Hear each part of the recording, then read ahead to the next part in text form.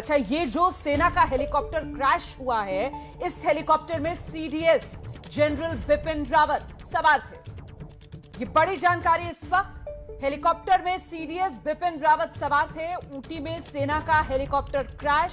फिलहाल डिटेल्स का और इंतजार है।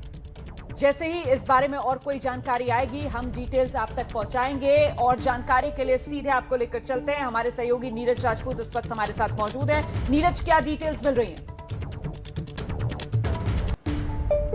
नीरज, मेरी आवाज मिल रही है आपको? नीरज से हमारा संपर्क नहीं हो पा रहा है, लेकिन बड़ी खबर यह है कि ऊटी में सेना का हेलीकॉप्टर जो क्रैश हुआ है और इस हेलीकॉप्टर में सवार थे सीडीएस जनरल बिपिन रावत। ये इस वक्त की बड़ी खबर है। हम सब जानते हैं कि ऊटी जो है वो नीलगिरी की पहाड़ियों में बसा हुआ है और ऐसे में पहाड़ी इलाका जहां पर ये हेलीकॉप्टर क्रैश होने की खबर आ रही है, लेकिन अभी और कोई जानकारी सामने नहीं आई है।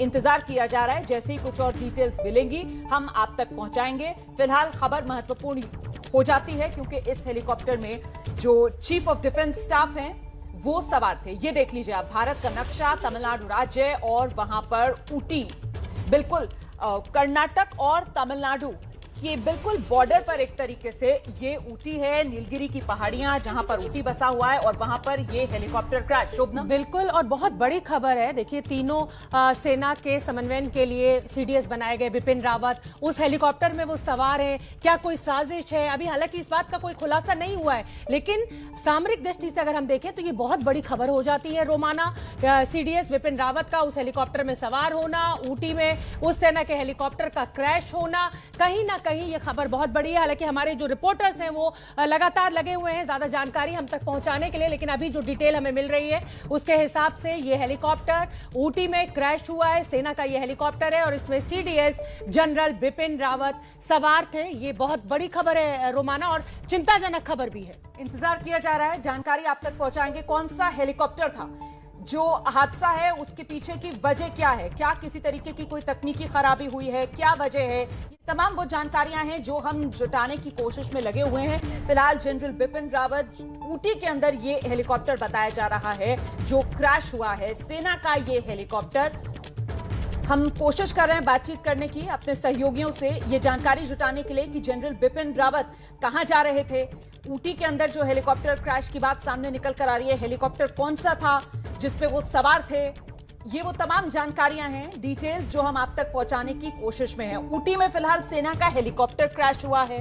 हेलीकॉप्टर में सीडीएस बिपिन रावत मौजूद थे। अभी इतनी ही जानकारी हमारे पास है। और ऊटी के बारे में हम आपको बता रहे हैं कि नीलगिरी की पहाड़ियों पर बसा हुआ ऊटी बिल्कुल कर्नाटक और तमिलनाडु के बॉर्डर पर, तमिलनाडु में हालांकि ऊटी पड़ता है।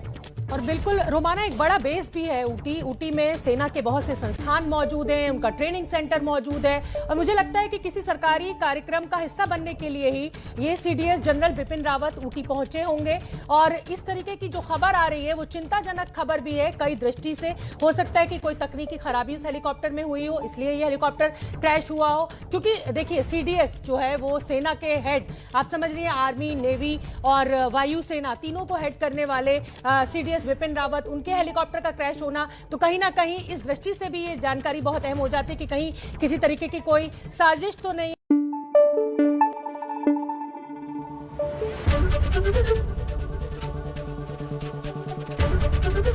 एबीपी न्यूज आपको रखे आगे।